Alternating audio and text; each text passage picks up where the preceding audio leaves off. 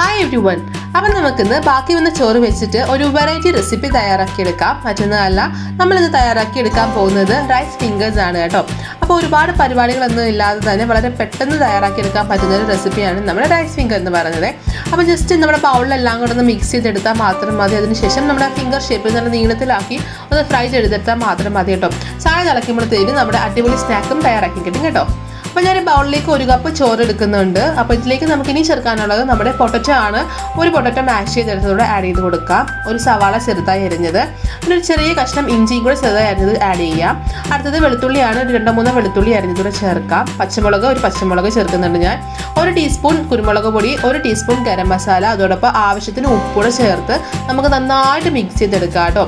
അപ്പോൾ നന്നായിട്ട് മിക്സ് ചെയ്തെന്ന് വെച്ചാൽ നമ്മുടെ ഉള്ളിയും ഇഞ്ചിയും എല്ലാം ഒന്ന് സ്ക്യൂസ് ആയിട്ട് അതിലെ നീരെല്ലാം ഇറങ്ങി നമ്മൾ വേറെ വെള്ളമൊന്നും ചേർക്കുന്നില്ലല്ലോ നമ്മളെ. അപ്പോൾ അതുകൊണ്ട് ഇതെല്ലാം കൂടെ ജോയിൻ ആയി കിട്ടുന്ന പരുവത്തിൽ നന്നായിട്ട് മിക്സ് ചെയ്തെടുക്കാം. അത് മാത്രമല്ല, നമുക്കിങ്ങനെ ഉരുട്ടിയെടുക്കുന്ന സമയത്ത് നല്ല നീളത്തിൽ വരണമല്ലോ. അപ്പോൾ അതിനായിട്ട് നല്ല സോഫ്റ്റ് ആയിട്ട് ഇരിക്കുന്നതാണെങ്കിൽ നല്ല സോഫ്റ്റ് ആക്കി എടുക്കണം നമ്മുടെ ഈ ഡോ എന്ന് പറയുന്നത്. അപ്പോൾ ഇത് നമ്മൾ നന്നായിട്ട് മിക്സ് ചെയ്തെടുത്തിട്ടുണ്ട്. ഇനി നമ്മുടെ കൈ നന്നായിട്ട് ഒന്ന് ഓയിൽ വെച്ചിട്ട് അല്ലെങ്കിൽ നെയ്യ് വെച്ചിട്ടൊന്ന് ഗ്രീസ് ചെയ്തെടുക്കാം.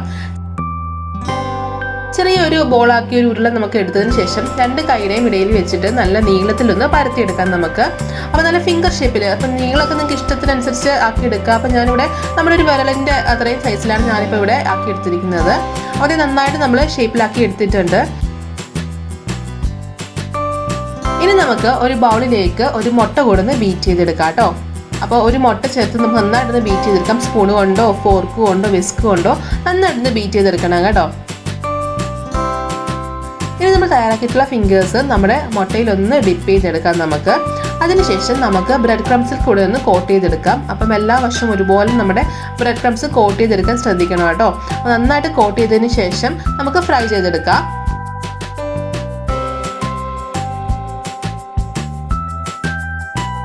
അപ്പോൾ നമ്മുടെ എണ്ണയൊക്കെ ഇവിടെ ചൂടായിട്ടിരിക്കുകയാണ്. നമ്മൾ തയ്യാറാക്കിയിട്ടുള്ള ഫിംഗേഴ്സ് നമുക്ക് റൈസ് ഫിംഗേഴ്സ് എണ്ണയിലേക്ക് ആഡ് ചെയ്ത് കൊടുക്കാം. അപ്പം ടെമ്പറേച്ചർ മെയിൻറ്റെയിൻ ചെയ്യാൻ പ്രത്യേകം ശ്രദ്ധിക്കണം കേട്ടോ. അപ്പോൾ നന്നായിട്ട് ഫ്ലെയിം കൂട്ടിയിട്ടതിന് ശേഷമാണ്, നമ്മുടെ എണ്ണ നന്നായിട്ട് ചൂടായതിന് ശേഷം മാത്രമേ നമ്മുടെ റൈസ് ഫിംഗേഴ്സ് ഇതിലേക്ക് ആഡ് ചെയ്ത് കൊടുക്കാവൂ കേട്ടോ. അപ്പോൾ അതിനുശേഷം ഒന്ന് മീഡിയം ഫ്ലെയിമിലാക്കിയിട്ട് നന്നായിട്ട് കുക്ക് ചെയ്തെടുക്കുക.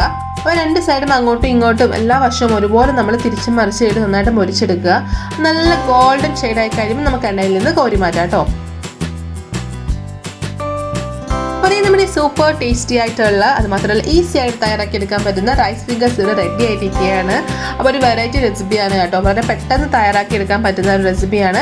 അപ്പം വീട്ടിൽ ബാക്കി ചോറൊക്കെ ഉണ്ടെങ്കിൽ അപ്പം കുറച്ച് പൊട്ടറ്റൊക്കെ ചേർത്ത് നല്ല കിടിലൻ റെസിപ്പി നമ്മുടെ റൈസ് ഫിംഗേഴ്സ് തയ്യാറാക്കി നോക്കണം കേട്ടോ. അപ്പോൾ എല്ലാവരും തയ്യാറാക്കി നോക്കുന്നത് ഞാൻ പ്രതീക്ഷിക്കുന്നു. തയ്യാറാക്കി നോക്കുന്നതിന് ശേഷം നിങ്ങളുടെ ഫീഡ്ബാക്സ് ഒക്കെ കമൻറ്റ് ബോക്സിലൊന്നും ആരും മറക്കരുത് കേട്ടോ. വീഡിയോ ഇഷ്ടമായി കഴിഞ്ഞാൽ ലൈക്ക് ചെയ്യാനും ഷെയർ ചെയ്യാനും ആരും വിട്ടുപോകണ്ട. ആദ്യമായിട്ട് വീഡിയോസ് കാണുന്നവരുണ്ടെങ്കിൽ ചാനലൊന്ന് സബ്സ്ക്രൈബ് ചെയ്ത് സപ്പോർട്ട് ചെയ്തേക്കണേ. ഇതുപോലത്തെ നല്ല നല്ല റെസിപ്പീസ്, നല്ല വെറൈറ്റി റെസിപ്പീസുമായിട്ട് നമുക്ക് വീണ്ടും കാണാം. അതുവരെ ബൈ, ടേക്ക് കെയർ. രുചിയുടെ വർണ്ണങ്ങൾ നിങ്ങളുടെ മനസ്സ് നിറയ്ക്കട്ടെ. സ്നേഹത്തോടെ മോഷ്നീസ് ഫുഡ് ആൻഡ് ലൈഫ്.